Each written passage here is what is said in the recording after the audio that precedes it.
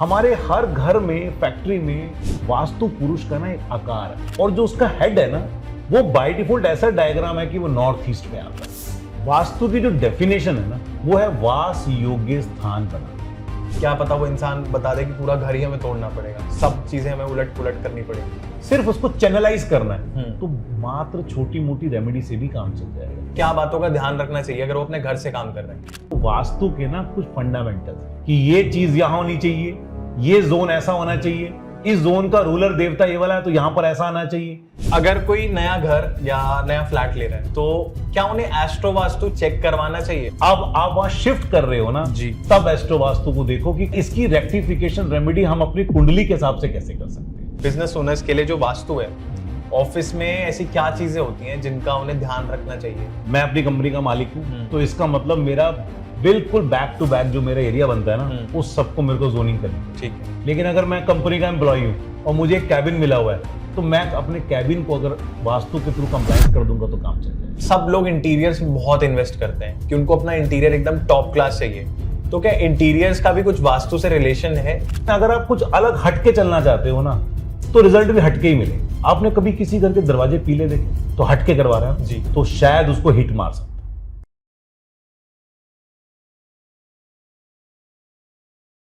I welcome everyone to our another podcast. We have Acharya ji with us. So आज का podcast थोड़ा सा अलग है क्योंकि जो हम टॉपिक जिसके बारे में बात करने वाले हैं दैट इज स्पेस, आपका घर, आपका ऑफिस। सो मेरा पहला सवाल आपसे, हमारा फिजिकल स्पेस हमारी लाइफ को कैसे अफेक्ट करता है? हमारा स्पेस जितेश ऐसे कनेक्ट करता है कि हम जहाँ रहते हैं ना वहाँ बहुत सारी चीज़ें ट्रैवल करती हैं।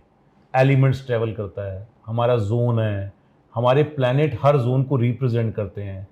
तो हम जहाँ पर भी बैठेंगे ना वहाँ का एनर्जी बाय डिफॉल्ट हमारे अंदर आ जाता है। अब ये सुनने में ना बड़ा अजीब लगता है जी, सब लोग बोलेंगे ऐसे कैसे हो सकता है, ऐसे क्या हो सकता है। एक सुपर इंटेलिजेंट बच्चा जो कहीं पर भी पढ़ सकता है, उसको हम बोलते हैं ना कि शोर चल रहा है, मैं मेट्रो में जा रहा हूँ, वो कहता है मैं रीडिंग कर लेता हूँ। अब हम उसको कहते हैं कि आप ना सुलभ शौचालय समझते हो क्या, वहां बैठ के पढ़ लो। वो वहां नहीं बैठ के पढ़ सकता। क्यों?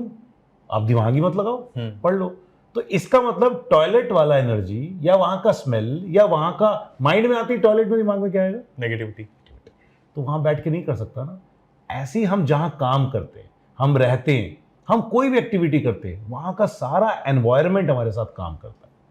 अब अगर छोटा सा एक एग्जांपल देता हूं, टिश्यू पेपर जी, आपको चाहिए, आपने ले लिया। आपको पता है सबसे सॉफ्ट टिश्यू पेपर कौन सा होता है? Toilet paper. तो पेपर ही है वो। हम उस पेपर को नहीं यूज कर सकते टिश्यू पेपर की तरीके से, यार मुंह साफ कर लेते हैं, हालांकि सबसे सॉफ्ट होता है। रीजन क्या हो गया कि वो स्पेस हमारे अकॉर्डिंगली कैसे काम कर रहा है, ये बहुत इंपॉर्टेंट है। जितने भी हमारे दर्शक हमें देख रहे हैं तो कहीं ना कहीं उनको नहीं पता होगा वास्तु क्या होता है, तो अगर आप उन्हें एक लाइन में समझाना चाहें कि वास्तु क्या होता है तो आप कैसे समझाएंगे उन्हें? वास्तु की जो डेफिनेशन है ना एक लाइन में, वो है वास योग्य स्थान बनाना। मतलब हमारे रहने के अकॉर्डिंगली ना स्थान बनाना। जी, आप चिड़िया को देखो, घोंसला बनाती है। आप डॉग को देखो, अपने लिए पहले खोदता है ना, ठंडा करता है, फिर बैठता है। शेर बनाता है।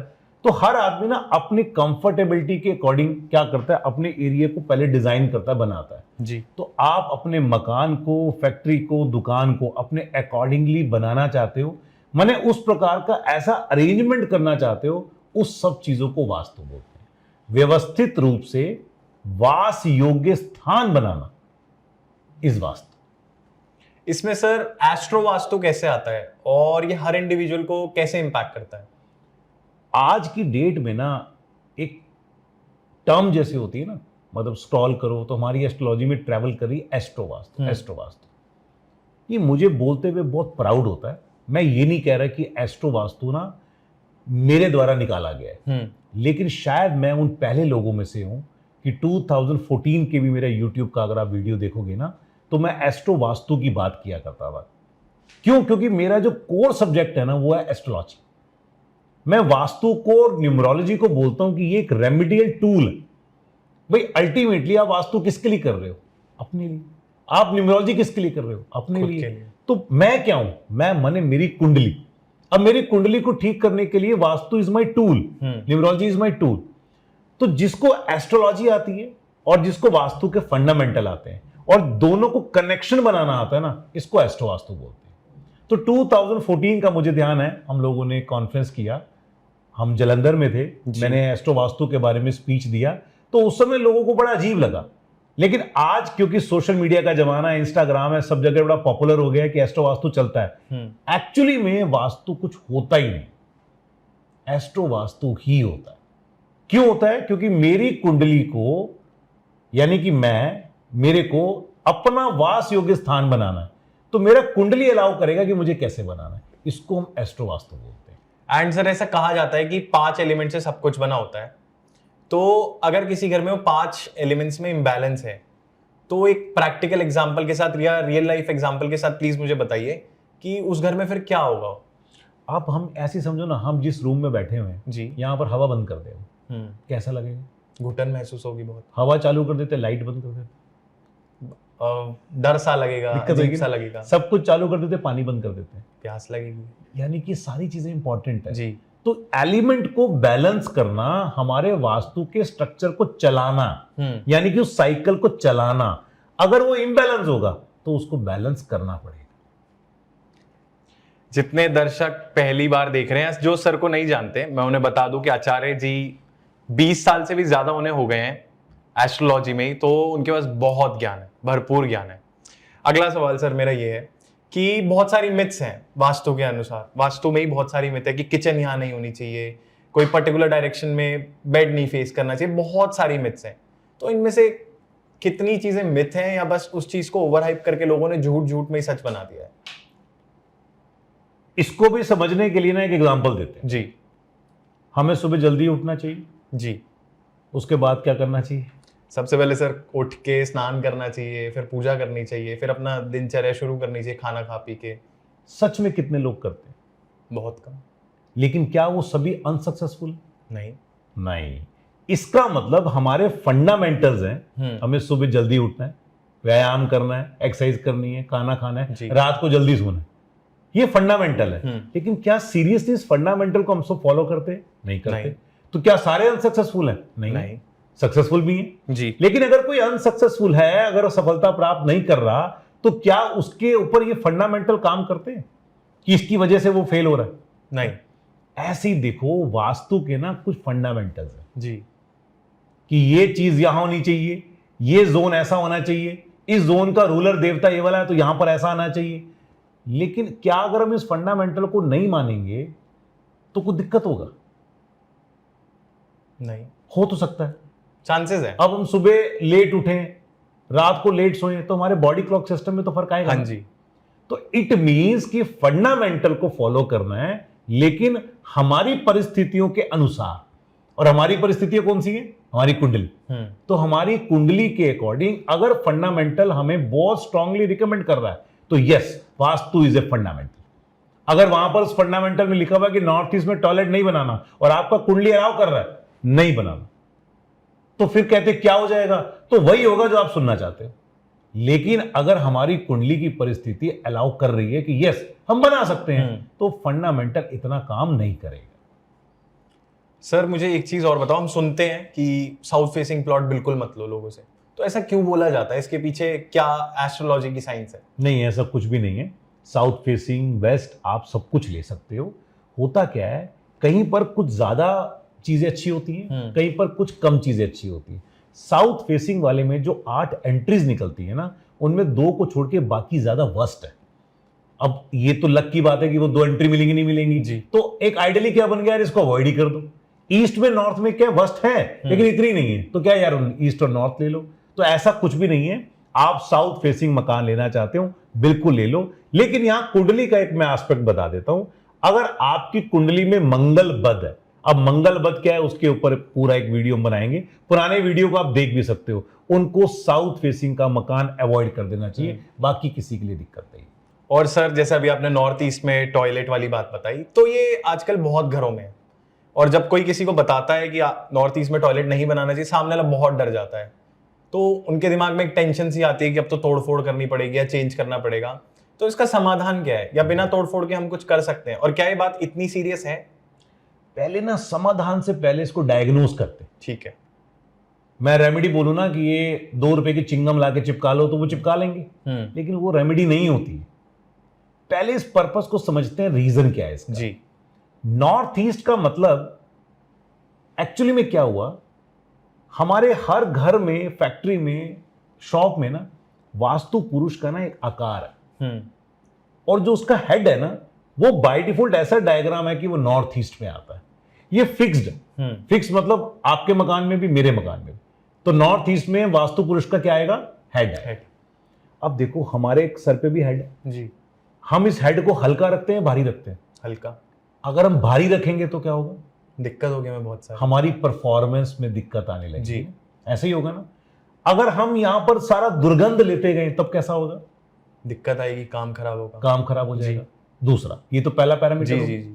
दूसरा, नॉर्थ ईस्ट का जो रूलर देवता है ना वो है जुपिटर। जुपिटर मैंने मंदिर, धर्म कर्म, है ना, गुरुजी, समझ गए ना? जुपिटर मतलब वो पूरा हो गया।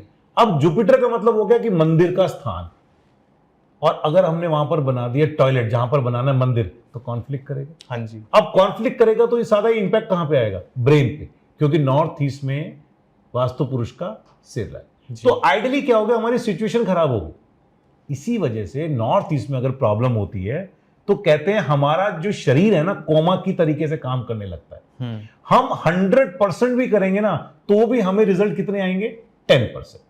अब ये तो डायग्नोज हो गया कि क्यों बोलते हैं इसको। हम मंदिर में जाते हैं पूजा पाठ करने के लिए, टॉयलेट में जाते हैं डिसॉल्व करने के लिए, वेस्ट मटेरियल को डिसॉल्व करने जी।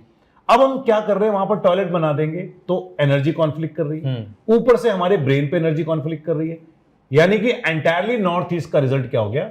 0। अब हमारे फैमिली में ना सभी लोग रहते हैं, हम कहते हैं कि यार इसकी ना समझ कम है, बोलते हैं ना कई बार इसकी समझ कम है, समझता कम नहीं है।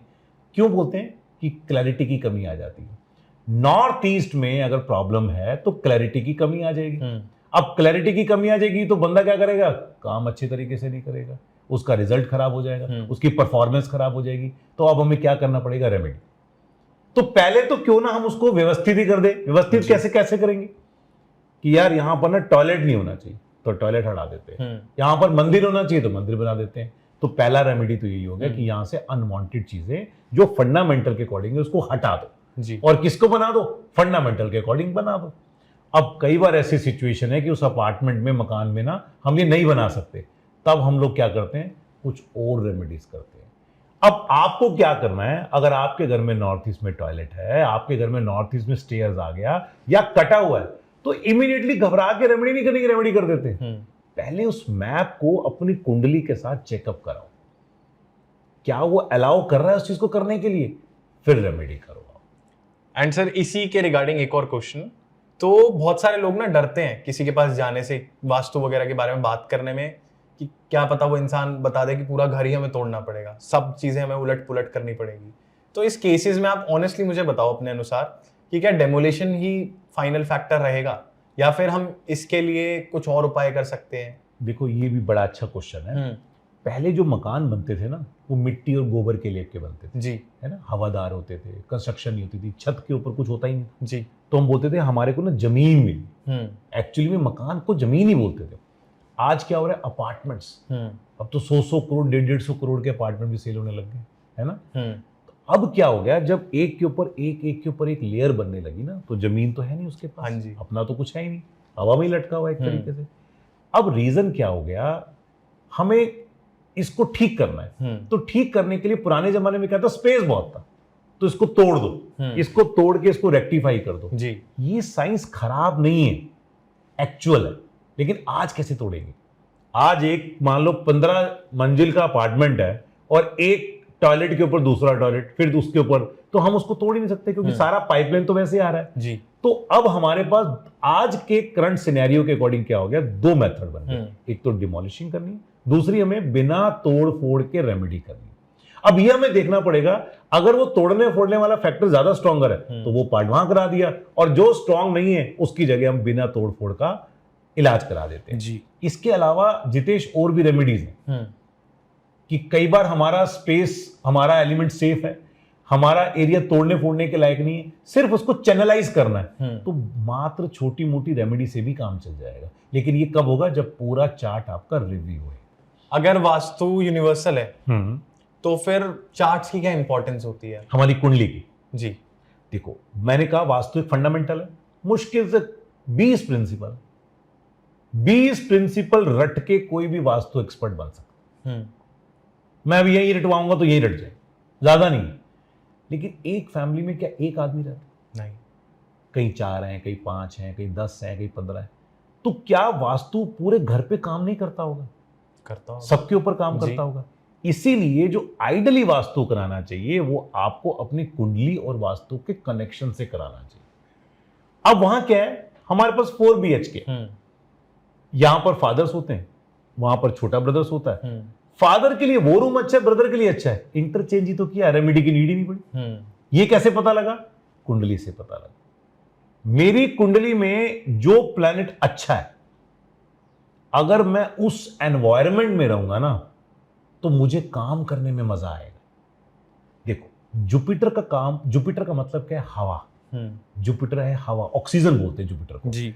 जिसकी कुंडली में जुपिटर बहुत स्ट्रांग है, अगर हम उसको राहु के मकान में बैठा दें जहां पर हवादार है ही नहीं कुछ, वो परेशान हो जाएगा। और राहु प्रधान व्यक्ति है, राहु के मकान में बैठा दिया वो खुश हो जाए।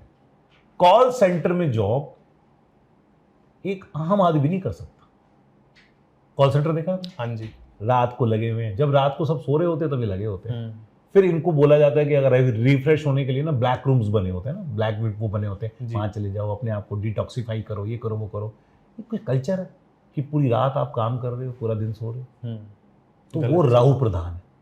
और अगर वो राहु प्रधान है तो ऐसी जगह पे बहुत तरक्की करता है। तो आपने देखा होगा कई कॉल सेंटर से बहुत तरक्की करते हैं। लेकिन अगर एक जुपिटर प्रधान व्यक्ति है, उसको ऐसे काम में डाल देंगे, वो अपनी जिंदगी आधी कर जाएगा। तो इट मींस हमें समझ के आ रहा है कि फंडामेंटल वाले जोन और हमारा चार्ट, अगर इन दोनों को मिक्स करके जोड़ दें, क्या जबरदस्त रेमेडी बन जाएगी, क्या जबरदस्त रोड मैप बन जाएगा। क्योंकि आपको पता है दोनों तरफ से क्या हो रहा है, बेनिफिट हो रहा है। तो मतलब ऐसा कह सकते हैं कि एक रूम, मतलब 2 इंसान घर में रह रहे हैं अगर, तो एक रूम एक के लिए अच्छा हो सकता है और एक के लिए बुरा हो सकता है। हो सकता है। लेकिन अब हम मान लो एस्ट्रो वास्तु नहीं करते, खाली वास्तु करते हैं, तो वास्तु का फंडामेंटल क्या कह रहा है? जैसे जनरल हम कहते हैं सुबह जल्दी उठना है, तो क्या जल्दी उठना दोनों के लिए खराब है? नहीं, खराब तो नहीं है ना। तो दोनों के लिए वास्तु वाइज इंपैक्ट अच्छा है। लेकिन अब हम चाह रहे हैं बेस्ट रिजल्ट मिले, तो फिर हमें कुंडली के अकॉर्डिंग बताना पड़ेगा, यार तुम्हारी डायरेक्शन को चेंज कर देते हैं, तुम्हारी डायरेक्शन को चेंज कर देते हैं। कुछ घरों में ऐसा होता है कि अगर 2 इंसान रह रहे हैं तो एक इंसान के लिए वो घर बहुत अच्छा है, वो बहुत खुश रहता है, और दूसरा उसका ऑपोजिट कि परेशान रहता है, चिड़चिड़ा रहता है।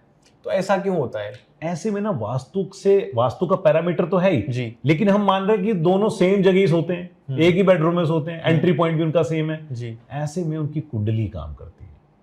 भाई मेरा चार्ट अगर अच्छा है तो मैं उस घर के अंदर एंजॉय कर रहा हूं, और अगर आपका चार्ट अच्छा नहीं है तो आपको उसी घर के अंदर वीकनेस फील हो रही है। वास्तु में हर डायरेक्शन एक प्लैनेट से लिंक्ड है, तो अगर किसी का जुपिटर खराब है या कहीं ना कहीं थोड़ा सा एक रॉन्ग डायरेक्शन में है, तो वो कैसे उनके वास्तु या घर पे इंपैक्ट करेगा?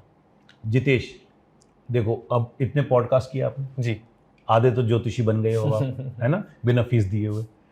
देखो छोटी सी एक बात को देखो, हमने जब न्यूमरोलॉजी की बात करी तो हमने क्या बोला? हर नंबर्स का एक प्लैनेट है जी। हमने जब कुंडली की बात करी क्या बोला? हर घर का एक, हर 9 प्लैनेट्स हैं, फिर हर नक्षत्र का भी एक लॉर्ड है जी, हर उप नक्षत्र का भी लॉर्ड है। अब हम वास्तु पे है तो क्या कर रहे हैं? हर जोन का भी एक लॉर्ड है। अल्टीमेटली कौन है? लॉर्ड्स है ना। लॉर्ड्स कौन है? 9 प्लैनेट है ना। इट मींस कि मैक्सिमम रेंज जो स्टार्ट हो रही है वो प्लैनेट से स्टार्ट हो रही है। तो कुंडली काम करती है, वास्तु रेमेडियल टूल हो गया कि अपनी कुंडली को सेट करने के लिए वास्तु को प्रयोग किया जा रहा है। अब हमारा कोई जोन डिस्टर्ब कर रहा है हमें जी, और हमारी कुंडली के अंदर वो वाला प्लैनेट भी वीकर है, इस बात को समझे। हमारा एक जोन वीकर है, उसका कोई प्लैनेट है और हमारी कुंडली में वो प्लैनेट भी वीकर है, तो डबल मार पड़ेगी। अब हमारी कुंडली में कोई प्लैनेट अच्छा है लेकिन हमारे घर में वो प्लैनेट वीकर है, तो हमने क्या कर रखा है? अपने पैर पे खुद कुल्हाड़ी मार रखी है। अब हमारी कुंडली के अंदर वो ग्रह खराब है और हम उसको पावर देना चाहते हैं, तो क्यों ना वास्तु के थ्रू जोन को बढ़िया कर दें या ऐसे मकान मिले जहां पर वो प्लेनेट बढ़िया है। तो हमने क्या कर दिया, ईश्वर की दी हुई कुंडली में भी ताक झांक करने की कोशिश करी। इस पॉइंट को समझे? जी जी जी। माने हम अल्टीमेटली कर क्या रहे हैं, हम अपनी कुंडली के प्लेनेट भी तो पॉलिश कर रहे हैं। तो वास्तु को अच्छे तरीके से प्रयोग करके हम रिजल्ट्स बढ़ा सकते हैं। अगर कोई नया घर या नया फ्लैट ले रहा है तो क्या उन्हें एस्ट्रो वास्तु चेक करवाना चाहिए, और अगर वो करवाते हैं तो डील फाइनलाइज करने के बाद करना चाहिए या फिर पहले? बहुत ही सुपर क्वेश्चन है, क्योंकि मुझे पता है, मैं डेली प्रैक्टिस करता हूं इन चीजों की। आपको जब कभी मकान, अपार्टमेंट या कोई भी चीज फाइनल करनी है तो वास्तु के फंडामेंटल को देखो। एंट्रेंस क्या है, जोन में क्या चीज है, कोई एस्ट्रो वास्तु की नीड नहीं। अब आप वहां शिफ्ट कर रहे हो ना जी, तब एस्ट्रो वास्तु को देखो कि कौन सा जोन आपके लिए सुटेबल है, या इसकी रेक्टिफिकेशन रेमेडी हम अपनी कुंडली के हिसाब से कैसे कर सकते हैं। तो ऐसे 2 पैरामीटर पे आप चलो, आपको मजा आ जाएगा।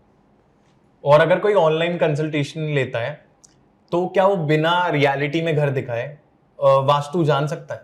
इसके लिए आईटी बाबा को हम धन्यवाद देते हैं। मैं भी आईटी बैकग्राउंड से हूं, क्योंकि अब हम कनाडा से, न्यूजीलैंड से, ऑस्ट्रेलिया से सारे केसेस करते हैं, तो वहां जा तो सकते नहीं।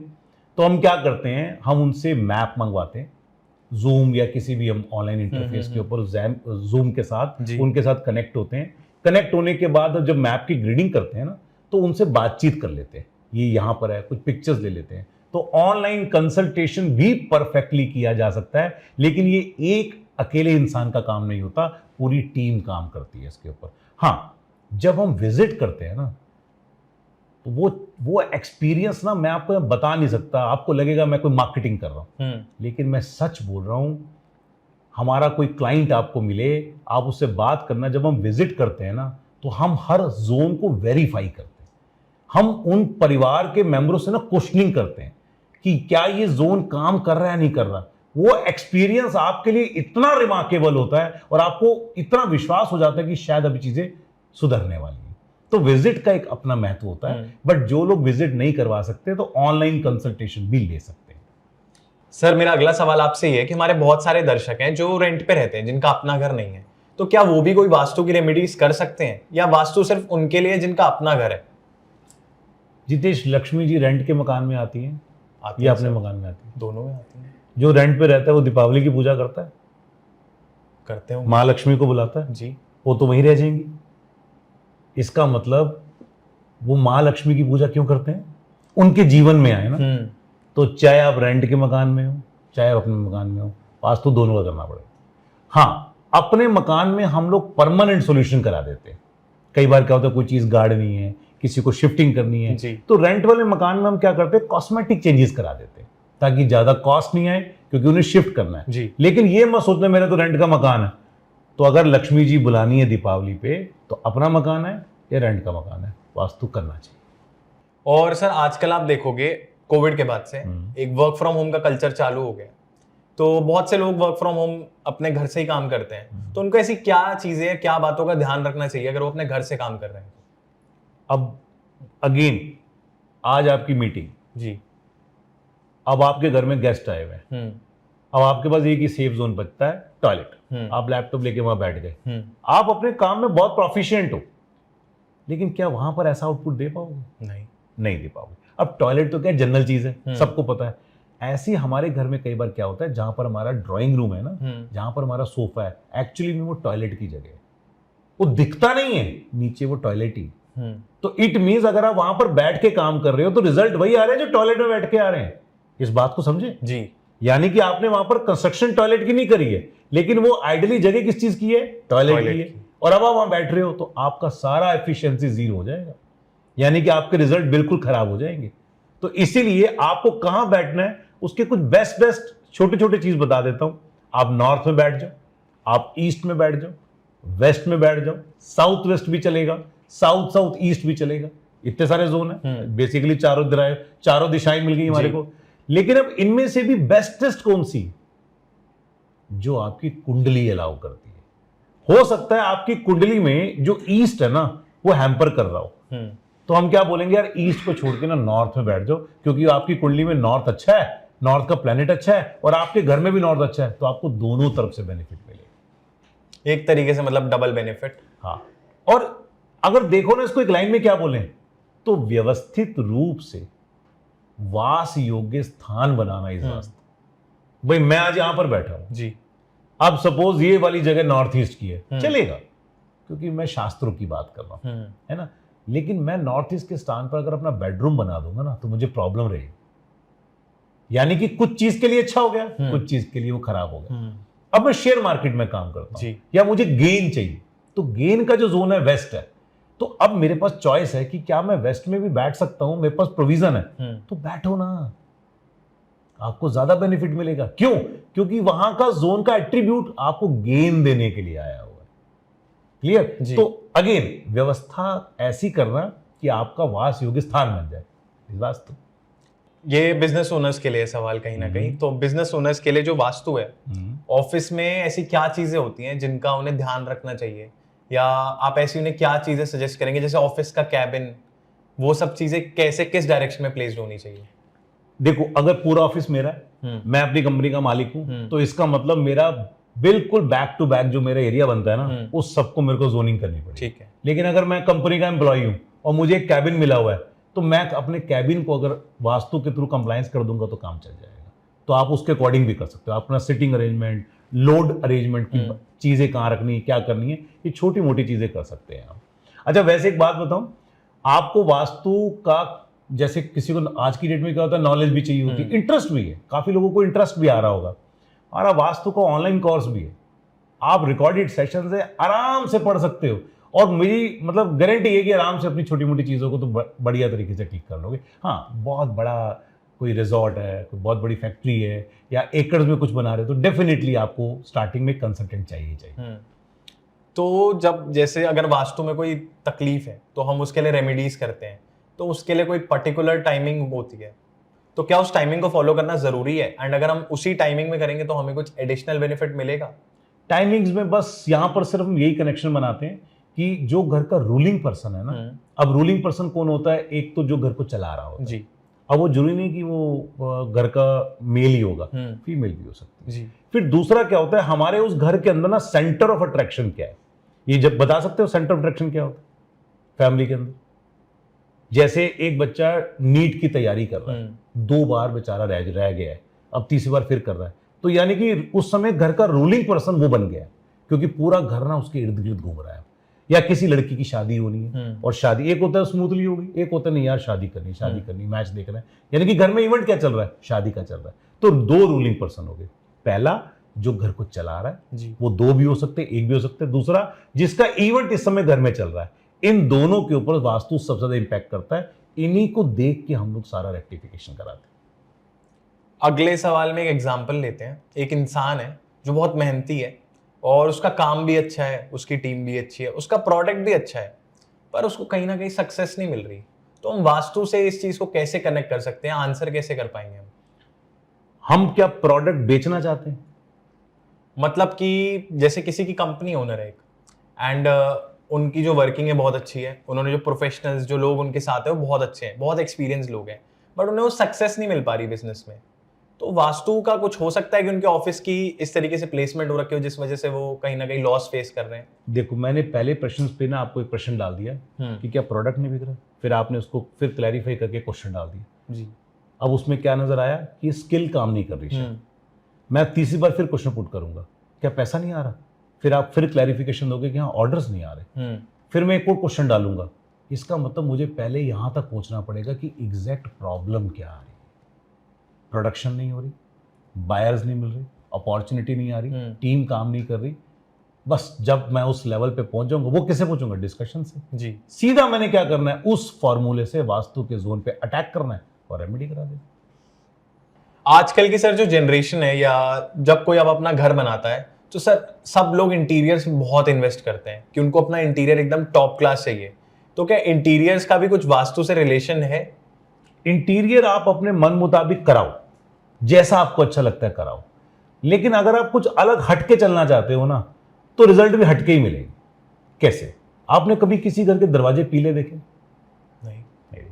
कोई बोले मैं तो करवाऊंगा, तो हटके करवा रहा है जी, तो शायद उसको हिट मार सकता है। आपने घर के दरवाजे लाल देखे कि सारे दरवाजे लाल करा दिए? नहीं ना, तो हिट मार सकता है। अब आपने देखा घर में वुडन डोर्स होते हैं, उसमें लाइटर टोन भी होती है, डार्कर टोन भी होती है। लेकिन हम क्या बोलेंगे, वुडन डोर है, वुडन पेंट है, तो हिट नहीं मारेगा। तो इसीलिए आप जैसा मर्जी इंटीरियर कराओ, जैसे मर्जी कलर्स करो, अपने जोन के विपरीत बिल्कुल मत करो, नहीं तो वो आपको हिट मारेगा ही मारेगा। और सूदिंग कलर्स यूज करो, लाइट कलर्स यूज करो, क्योंकि कलर की 0 से लेके 100 तक की जो फ्रीक्वेंसी होती है ना, डार्क कलर क्या करता है, उसका एग्रेसिव रूप होता है, और लाइटर जो होता है उसका नॉर्मल होता है।